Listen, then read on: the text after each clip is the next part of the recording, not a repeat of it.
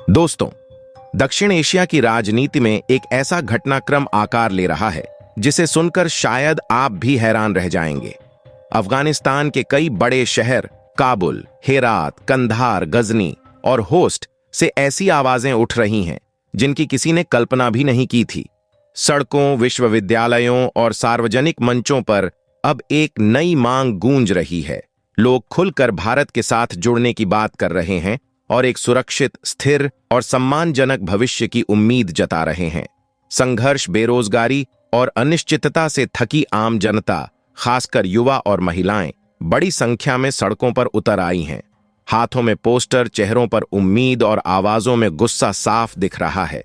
वे मौजूदा हालात और तालिबान की सत्ता के खिलाफ नारे लगाते हुए आजादी, सुरक्षा और पहचान की मांग कर रहे हैं।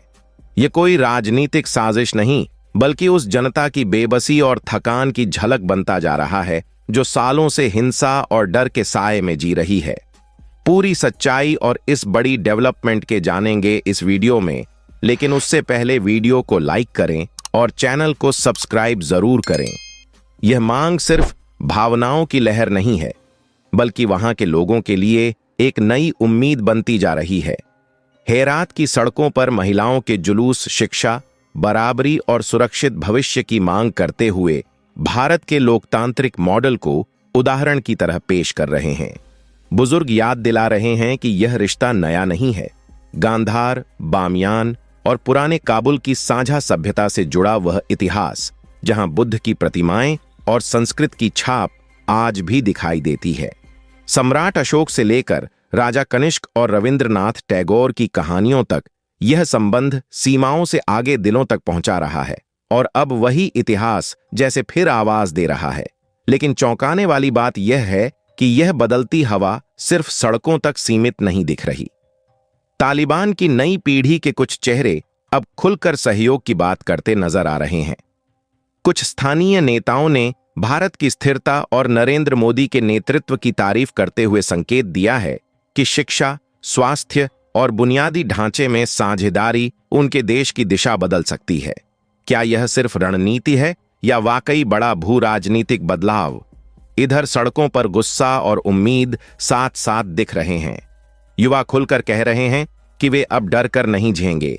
हेरात की लड़कियां कैमरों पर आजादी और रोजगार की मांग कर रही हैं, जबकि कंधार में बुजुर्ग समझा रहे हैं कि भारत अफगानिस्तान का रिश्ता धर्म से नहीं, भरोसे और संस्कृति से जुड़ा है। भीड़ तिरंगे के रंगों में झंडे लहराते हुए चेतावनी दे रही है, अब जनता खामोश नहीं रहेगी। अगर यह लहर सच बन गई तो मध्य एशिया की पूरी तस्वीर बदल सकती है। भारत को सीधा भूमार्ग, संसाधनों तक आसान पहुंच और क्षेत्रीय राजनीति में एक नया संतुलन। लेकिन सबसे बड़ा सवाल अब यही है, क्या अफगानिस्तान का भारत की ओर झुकाव पूरे दक्षिण एशिया का शक्ति संतुलन हिला सकता है? अगर यह प्रक्रिया आगे बढ़ती है तो अफगान युवाओं के लिए भारतीय विश्वविद्यालयों के दरवाजे खुल सकते हैं, कलाकारों और व्यापारियों को सीधे भारतीय बाजार मिल सकते हैं और वहां की अर्थव्यवस्था को नई दिशा मिल सकती है। मगर इसी के साथ एक देश है जो सबसे ज्यादा असहज होगा, पाकिस्तान। दशकों से वह अफगानिस्तान को अपनी रणनीतिक गहराई मानता रहा है, लेकिन अगर काबुल भारत के साथ खड़ा हो गया तो उसकी यह पूरी रणनीति ढह सकती है। उसकी पश्चिमी सीमा पर दबाव बढ़ेगा और भारत का प्रभाव सीधे उसके दरवाजे तक पहुंच सकता है। यही वजह है कि इस बदलाव को वहां की सत्ता और सेना दोनों एक बड़े खतरे के रूप में देख सकती हैं। इसी बीच एक और महाशक्ति भी चुप नहीं बैठेगी, चीन। उसकी वन बेल्ट वन रोड परियोजना में अफगानिस्तान अहम कड़ी माना जाता है। अगर वहां भारत की मौजूदगी मजबूत होती है तो चीन को अपनी सुरक्षा और निवेश दोनों पर दोबारा सोचने की जरूरत पड़ सकती है।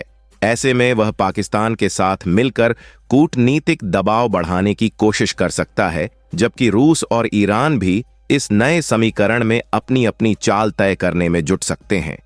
लेकिन इन बड़े भू राजनीतिक समीकरणों से भी बड़ा संकट प्रशासन और कानून व्यवस्था का होगा।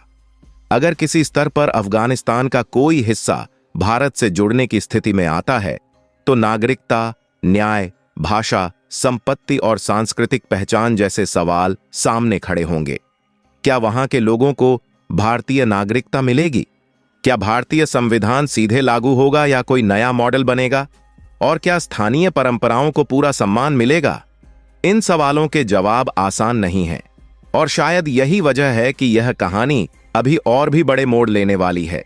लेकिन इस पूरी कहानी का सबसे बड़ा और संवेदनशील सवाल अब सामने खड़ा हो चुका है। क्या अफगानिस्तान को लेकर लिया गया कोई बड़ा फैसला राष्ट्रवाद और मानवाधिकारों के बीच नई और तीखी बहस छेड़ सकता है? क्या यह एक ऐतिहासिक अवसर होगा या फिर एक भावनात्मक जोखिम जिस पर देश और दुनिया दोनों बंट सकते हैं? सोशल मीडिया से लेकर राजनीतिक गलियारों तक इस मुद्दे पर जबरदस्त चर्चा शुरू हो सकती है। विपक्ष सरकार से पूछ सकता है कि क्या ऐसा कदम व्यापक लोकतांत्रिक सहमति से उठाया गया या जनता की भावनाओं के दबाव में लिया गया। लेकिन दूसरी तरफ आम लोगों के लिए यह एक नई उम्मीद की किरण भी बन सकता है। एक ऐसा भविष्य जिसमें अफगान बच्चों के हाथों में हथियार नहीं बल्कि किताबें हों, जहां स्कूलों की दीवारों पर भारत और अफगान दोस्ती की कहानियां लिखी जाएं और जहां आने वाली पीढ़ियां डर नहीं सपनों के साथ बड़ी हों। इस संभावित तस्वीर में सड़कों पर महिलाएं आत्मविश्वास के साथ अपनी भागीदारी निभाती दिख सकती हैं, युवा रोजगार और शिक्षा के नए अवसरों से जुड़ सकते हैं और खेतों में किसान युद्ध के साए से निकलकर मौसम और बाजार की बात कर सकते हैं। यह वही सपना है जिसमें एक नया अफगानिस्तान शांति, विकास और सहयोग की राह पर आगे बढ़ता नजर आता है। लेकिन विशेषज्ञ चेतावनी देते हैं कि इतने बड़े बदलाव अचानक नहीं होते। स्थिरता, संस्थागत ढांचा और भरोसा समय के साथ बनता है। यदि भारत को इस ऐतिहासिक मोड़ पर कोई भूमिका निभानी पड़ती है तो उसे संवेदनशीलता, संतुलन और सम्मान के साथ आगे बढ़ना होगा ताकि वहां के लोगों की पहचान, संस्कृति और स्वायत्तता सुरक्षित रह सके। क्योंकि सीमाएं सिर्फ नक्शे की लकीरें नहीं होती, वे इतिहास, संस्कृति और साझा सपनों का संगम होती हैं। जब काबुल से भारत के साथ जुड़ने की आवाज उठती है तो वह केवल एक राजनीतिक मांग नहीं बल्कि पीढ़ियों से चली आ रही स्थिरता, शिक्षा और सुरक्षित भविष्य की चाह को दर्शाती है। यह एक संभावित सच्चाई भी बन सकती है जिसे पूरा दक्षिण एशिया अपने आने वाले कल के रूप में देख सकता है, जहां प्रतिस्पर्धा की जगह साझेदारी और अविश्वास की जगह सहयोग हो। अब सबसे बड़ा सवाल आपके सामने है, क्या वह दिन आएगा जब काबुल और दिल्ली के बीच सिर्फ कूटनीतिक रिश्ते नहीं बल्कि एक नई ऐतिहासिक साझेदारी होगी? क्या यह सपना हकीकत बन सकता है या यह सिर्फ कल्पना ही रह जाएगा? अपनी राय कमेंट में जरूर बताएं। वीडियो को लाइक करें और चैनल को सब्सक्राइब जरूर करें। जय हिंद, जय भारत।